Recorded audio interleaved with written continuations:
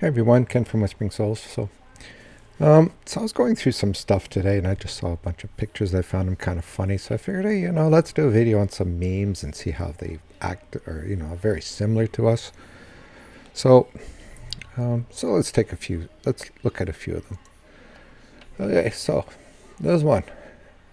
I have been through this before, not on a date, but on people coming to see me. When you wait for last minute to do a reading and then it turns out horrible. I have done that.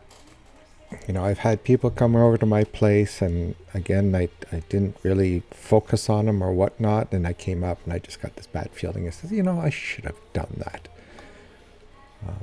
Yeah, it does happen. Next one, when somebody throws shade at you and you react and keep your energy on point. That is all the point that we've always saying about grounding, and being able to control your emotions. So when we do that and, we're grounded and our emotions are good and people start throwing crap at us, we can usually just smile at them and just, know that we're protected and just say, yeah, screw you. So when you're an empath and everyone feels compelled to tell you your whole life story, this is a part of an issue with being a healer. And as much as I want to look at this and say, yeah, this is pretty much the same as everybody who's a healer or an empath or whatnot, we'll always get, somebody will always come to us and ask us questions, And the one thing I always tell people is just, give them 10 minutes if you want to, or just tell them, I'm sorry, I don't have time. But in other words, just put that point where you're going to put a boundary in yourself and you're just going to say, I don't want to hear this, or, in your mind, say, I got 10 minutes or 5 minutes or whatever. And then when the time's over, you simply say, sorry, but I got to go. I don't have any, time's run out, or I got to get to somewhere, and just end the conversation. Just don't even let it start. Me and new tarot decks. That I am like, I've had a few people give me tarot decks. And, I always analyze them. I always look at them. I say, okay, do they feel right to me? Can I use them? Can I not? This is one of the reasons why I made my own tarot decks, because I felt more comfortable with them. But there are tarot decks that you just won't be comfortable with. And don't go on and believing that, that you have to be drawn to them or somebody's got to give them to you. Just pick one that you feel fits you, or you can work with. Because, you can walk in a shop and you can look at all the tarot cards there, and there's probably 100 there, and you'll still look at them and say, yeah, it doesn't fit me.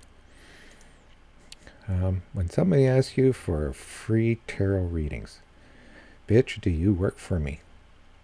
How many times people have asked me for a free tarot reading or a free analyzing of their situation, or, I'm more than happy to give people,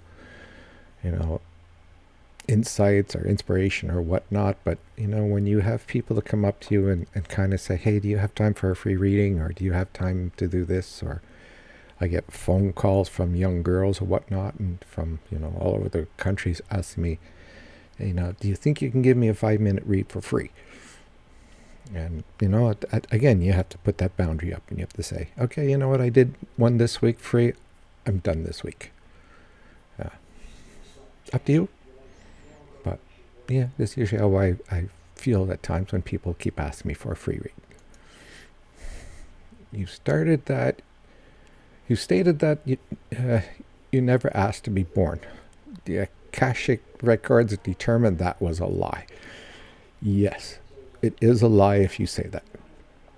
And the reason for that is, the theory is that we choose what we want our life to be before we come here.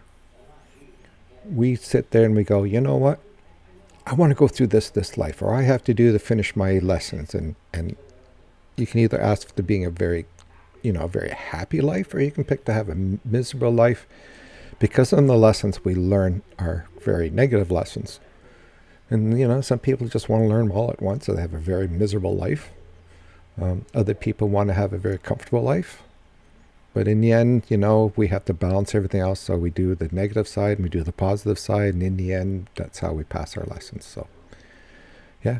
So if you look at somebody and say, I never asked to be died, that really is a lie.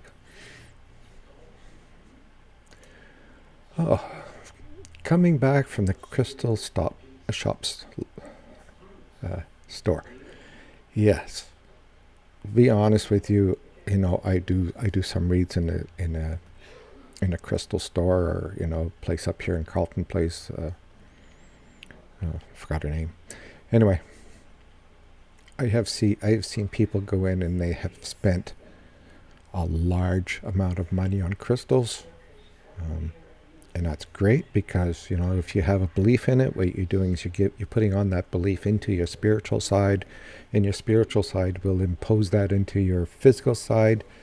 So if you believe in something, then it's going to work for you. Like I said, I can walk into a crystal store and I can look one, I can be attracted to it. I don't have a very strong beliefs in crystals. I'm learning them. But that would probably mean that if I don't have much interest in that crystal, then it's not going to do anything for me. It's kind of like saying I don't like, the red color on a chakra. So I don't work on that chakra because I don't like that color. And if I use that color on a chakra, then it's going to send them negative energy. It's simple. And it's the same as crystals. As much as I trust tarot, somebody's going to trust crystals. It's what you accomplish, or what you've really connected with. It's not really what you're using, it's what you're connected with. Oh, my guardian angel, just filed a restraining order against me. You know what? I'm sure my guide often may say that as well, because of the constant questions I have on him, or questioning what he's doing, or just being a pain in the ass. And I think that's just the way we are. I think as humans, we always want to have the answer. We usually want the answer right away. We're not the type of humanality that's going to ask a question then wait 2 weeks for it. Again, it's all about listening to a spirit guide and knowing that he's going to give you the answer eventually, and not have to sit there and keep badgering him for the answer. So yeah, it's I'm assuming they're very calm and peaceful and understand how we act as in our levels of spirituality compared to theirs. But yeah, I can imagine some spirit guides here just going, what the hell? I work with spirit, so if you see me talking to myself, I'm just having a staff meeting. Absolutely to what I am. 100%. People will see me talking, or I'll just be staring at something or whatnot, and they'll just saying, was this guy having a stroke or something? He's just kind of sitting there and not paying attention. Often I will get spirits for people. I will get my spirit guide, I'll get past loved ones, and they'll all be talking to me, and they'll just be, like I said, just like it says, I'm having a staff meeting.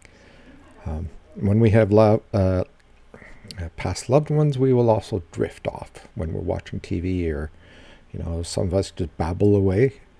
If you know somebody, or if you walk down the hallway and you're actually having a conversation about something you're supposed to do but you don't want to.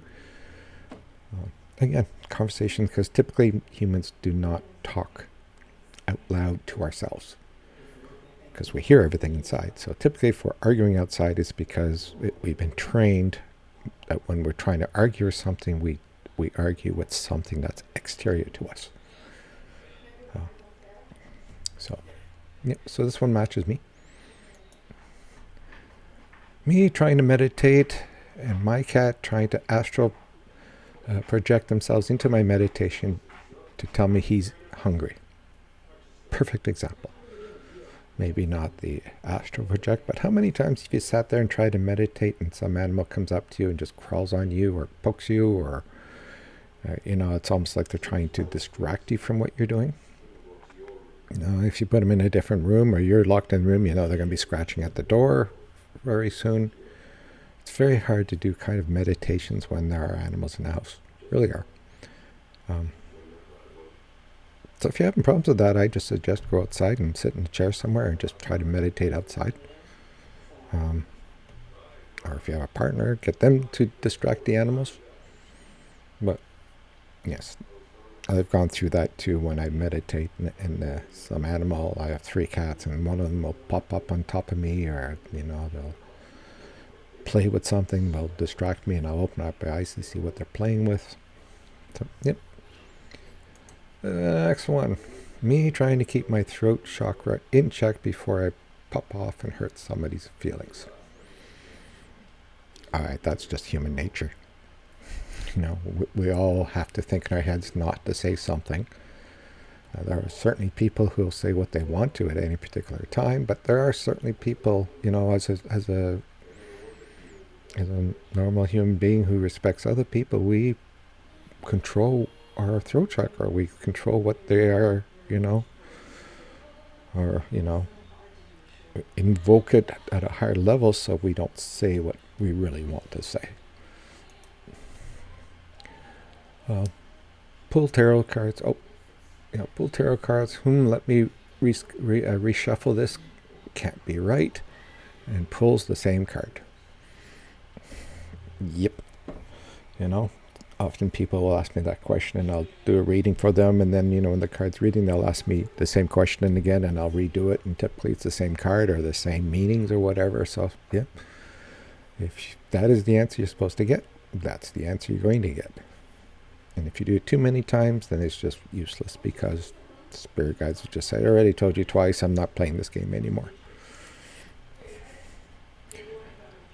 And the last one, me wondering where the spirits put my car keys.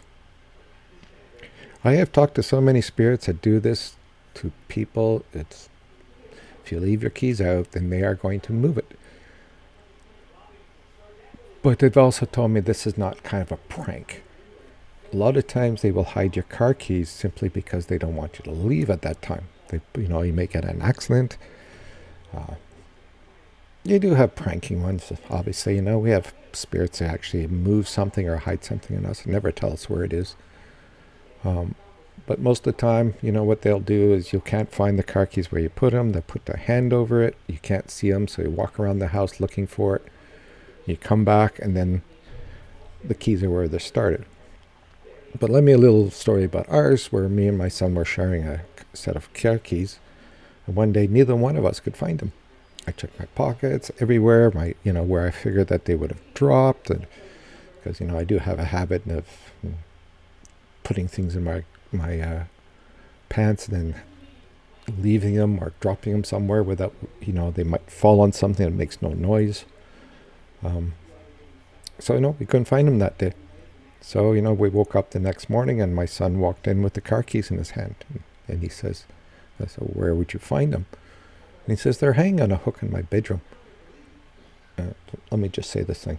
We've never in my life have I ever put a key on a key hook or any kind of hook hanging off the wall. I've never done it. They're either in my pants or they're in the little basket by the door. My son's never done it either. So this time, this makes sense to me because I've had it happen to me a couple of times. Yeah. So I hope you like these memes. I hope I do them in the future if you guys like, and some funny memes as well. But these memes kind of match into us what we have in our life too. So anyway, so take it easy, everyone. Take care. Bye.